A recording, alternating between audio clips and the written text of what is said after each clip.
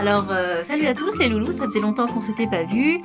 Et donc je suis très contente que ce soit moi aujourd'hui qui vous parle un petit peu d'un sujet très important.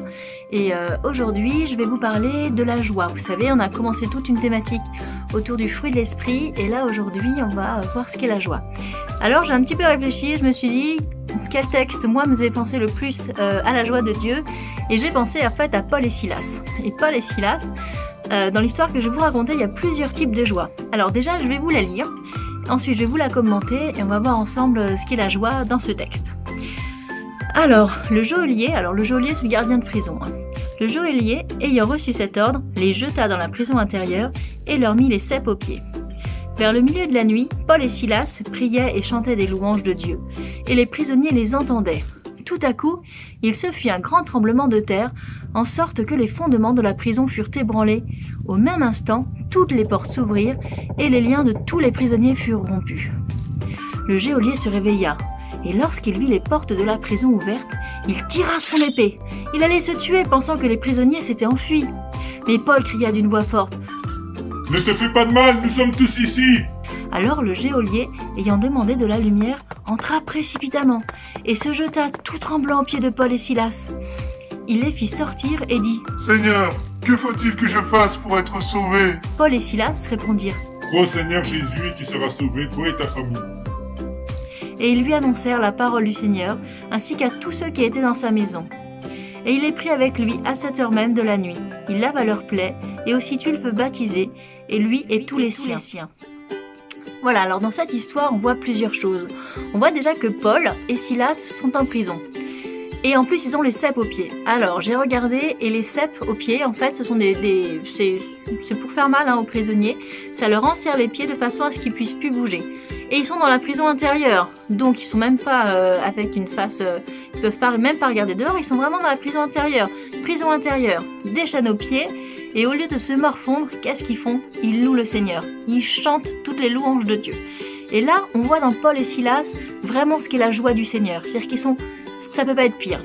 Leur situation là, elle peut pas être pire. Ils sont emprisonnés. Ils sont loin de tout. Peut-être qu'ils pensent qu'ils vont être tués. En fait, on ne sait pas trop. Et dans ce moment-là, où vraiment les circonstances leur sont très défavorables, ils ont quand même la joie du Seigneur et ils chantent des louanges.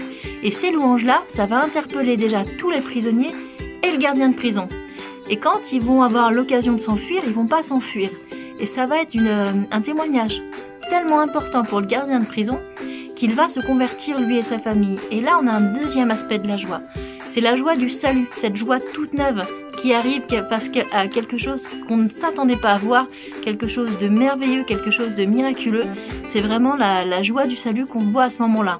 Donc c'est vrai que dans ce texte-là, alors qu'on trouve dans Actes 16, 24 à 34, là on voit vraiment la joie de Dieu. La joie de Dieu dans les difficultés, parce qu'on sait que de toute façon Dieu veille sur nous. Et Paul et Silas, ils ne savaient pas ce qui allait leur arriver, mais ils savaient que quoi qu'il leur arrive, Dieu était avec vous. Et cette joie les tenait tellement qu'ils étaient là à louer Dieu et à chanter ses louanges. Et la joie de ce gardien de prison, de ce geôlier, qui non seulement n'a pas vu les prisonniers s'enfuir, sinon lui aussi il allait être tué, mais qui a pu rencontrer Jésus justement par l'attitude de Paul et Silas.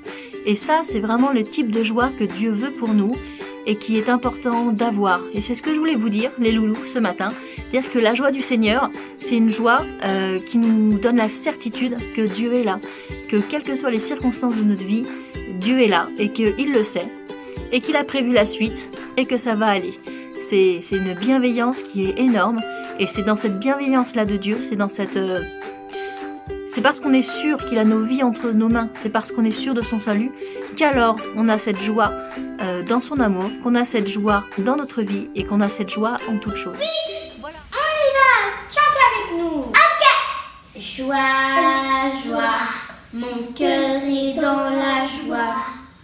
Joie, joie, mon cœur est dans la joie. Jésus, mon roi, est fier de moi. Et voilà pourquoi mon cœur est dans la joie. Joie, joie. Ok, on refait ensemble. Je vous entendais pas, moi. Maintenant, je veux qu'on recommence. Et je veux que je vous entende. Vous êtes prêts cette fois? T'es prêt, Kainoa? Ouais, on y va. Vas-y quand même. Joie, joie, mon cœur est dans la joie. Joie, joie, mon cœur est dans la joie. Jésus, mon roi, est fier de moi. Et voilà pourquoi mon cœur est dans la joie. Joie, joie. Salut les loulous, donc du coup on vient de voir le fruit de l'esprit qui est la joie. Et pour remettre sur votre arbre, je vous propose de faire un raisin. Alors pourquoi j'ai choisi le raisin? Alors après ce sera à vous de choisir si vous voulez faire du raisin violet ou du raisin vert, il y a plusieurs types de raisins. J'ai choisi le raisin à plusieurs grains parce qu'il y a plusieurs façons d'être joyeux, il y a plusieurs raisons d'être heureux. Donc le premier, c'est ce qu'on a vu pour le geôlier. Lui, son premier motif de joie, c'était la joie du salut. Le fait d'être sauvé en Jésus, ça, c'était pour ça qu'il était heureux dans cette histoire. Ensuite, on a vu que Paul et Silas, eux, ils étaient joyeux parce qu'ils savaient que Dieu était fidèle et ils savaient que de toute façon, ils seraient bénis. Ensuite, il y a d'autres motifs de joie. Moi, par exemple, je vais mettre ma famille. Ma famille, pour moi, est un motif de joie. Quoi d'autre? Vous voyez, vous avez plein d'idées à avoir comme ça et à remplir dans chacun de votre grain les motifs qui font votre joie. Vous voyez, le salut en premier, hein, ça c'est ce qu'on a vu pour le geôlier. La fidélité de Dieu, ça c'est ce qu'on a vu pour Paul et Silas. Là, moi j'ai marqué la famille. Mais bon, ce qui me rend heureuse aussi, bon bah ça va être mon travail. Hein. Moi j'aime bien mon travail. J'aime bien ma nouvelle maison. Hein. Je sais pas si vous voyez des cartons derrière. On vient de déménager ma maison. Et qu'est-ce qui me donne de la joie?